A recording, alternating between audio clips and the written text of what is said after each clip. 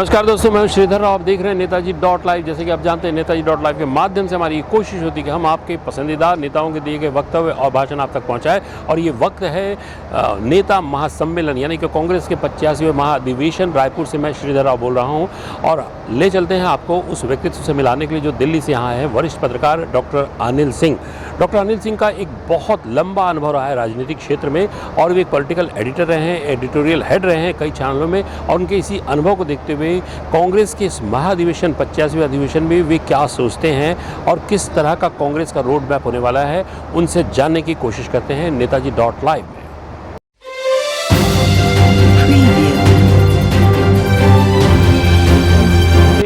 9 राज्यों में चुनाव और देश का राष्ट्रीय चुनाव अगले साल होने वाले हैं। कांग्रेस अपने रणनीति को पूर्ण रूप से नए कलेवर और नए तेवर में बदल रही है। कांग्रेस का नया अध्यक्ष है जो गांधी परिवार के बाहर का है, उसकी संपुष्टि यहाँ हुई है। इसके अलावा इस अधिवेशन में जो सबसे बड़ी बात यह है कि कांग्रेस वर्किंग कमेटी के चयन की जो प्रक्रिया थी वो कांग्रेस अध्यक्ष के हाथों में निहित कर दी गई है। इस कमेटी ने कांग्रेस अध्यक्ष को ये एम्पावर किया है कि वो कांग्रेस वर्किंग कमेटी के सदस्यों का चयन करें। इस समिति में के मीटिंग में एक नई बात और आई है कि कांग्रेस के संविधान में अनेक संशोधन के प्रस्ताव लाए गए हैं और वो प्रस्ताव हैं जो सामाजिक, आर्थिक और राजनीतिक जीवन से संबंध रखते हैं। और उन प्रस्तावों में समाज के विभिन्न वर्गों के लोगों का प्रतिनिधित्व कांग्रेस वर्किंग कमेटी में किस प्रकार से होगा उसकी चर्चा की गई है। चाहे वो माइनॉरिटीज़ के लोग हों, चाहे दलित हो, चाहे वो युवा हों, इन सब के लिए आरक्षण का प्रावधान किया गया है।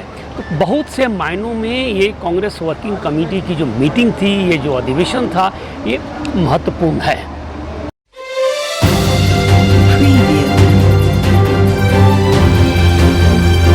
ये एक सोची समझी रणनीति के तहत छत्तीसगढ़ में इस अधिवेशन का आयोजन किया गया।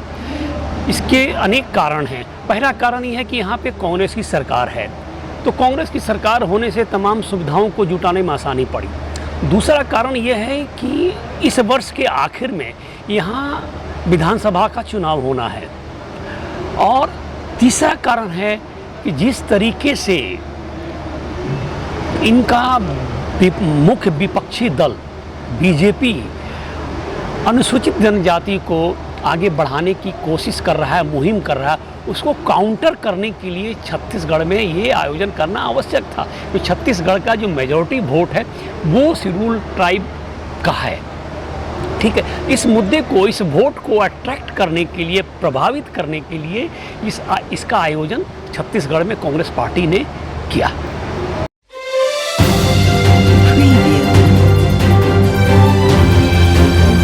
देखिए, इसमें दो मौलिक बातें हैं। एक वो मुद्दे हैं जो केंद्र सरकार से संबंधित हैं या जो केंद्र में जिनको उठाया गया है। जैसे आपने अडानी की बात की। अडानी का मुद्दा एक राजनीतिक मुद्दा है जिसको राहुल गांधी ने पार्लियामेंट में उठाया, पार्लियामेंट में भाषण दिया और पार्लियामेंट ने उसको एक्सपंज कर दिया। वो बातें चल रही है, राहुल गांधी इसको चारों तरफ कह रहे हैं कि हमारे साथ अन्याय हो रहा है, हमारी बातों को नहीं सुनी जा रही है। दूसरी बात राज्य सरकार की है।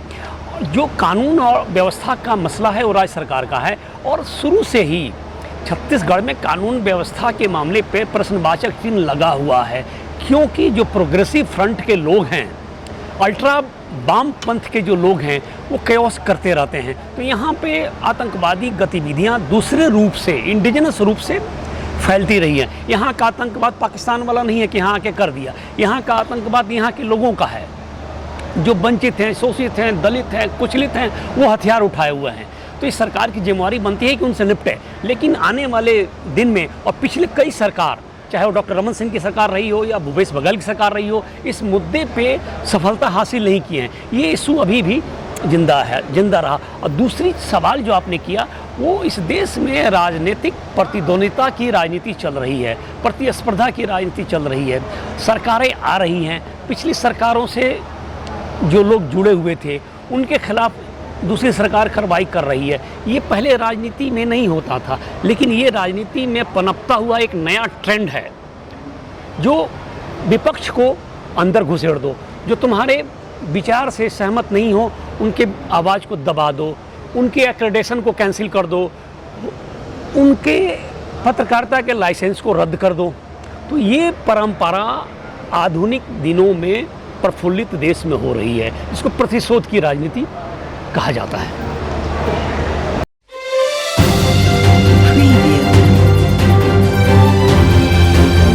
छत्तीसगढ़ में दो तरह की बातें हैं। एक तो बीजेपी के पास अब कोई चेहरा नहीं बचा, डॉक्टर रमन सिंह रिटायरमेंट के तरफ अग्रसर हो रहे हैं, तो बीजेपी एक चेहरे की तलाश में है जो उनके पास है नहीं। तो बीजेपी के पास सिवाय सामूहिक उत्तरदायित्व के और मोदी के चेहरे के अलावा कुछ नहीं है। अब ये सामूहिक उत्तरदायित्व और मोदी का चेहरा राज्य में कितना कारगर होगा आने वाले चुनाव में, ये देखने की बात है।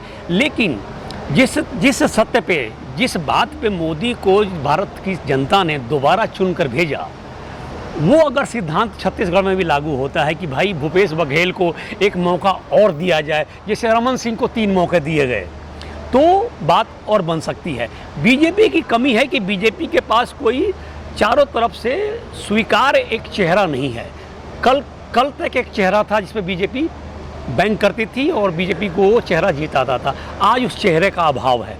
तो अगर बीजेपी इसी घटनाक्रम को समझने में सक्षम है और इसका रिप्लेसमेंट रमन सिंह का ले आती है किसी चेहरे के रूप में, तो बीजेपी के आने के चांसेस बढ़ जाएंगे। लेकिन अभी तक ये सरकार जाती हुई नहीं दिख रही है, क्योंकि जो सरकार एक बार आ जाती है वो अपने आप को, राज्य को पकड़ के रखती है। ठीक है, सत्ता उसके पास होता है, शासन उसके पास होता है, ठीक है, जबरन बहुत कुछ सरकारें करती हैं, हर जगह होता है ये।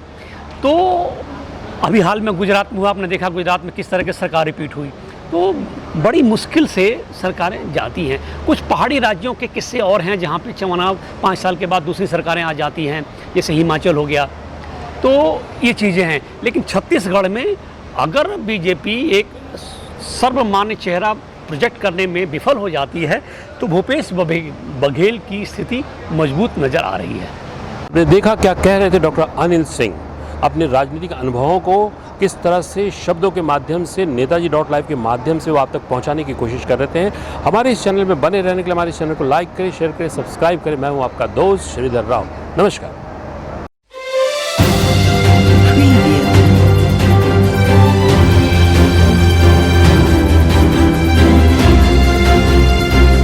नेताजी.live के प्रायोजक है Satyadeep diagnostic and clinic, Supela, Bhilai.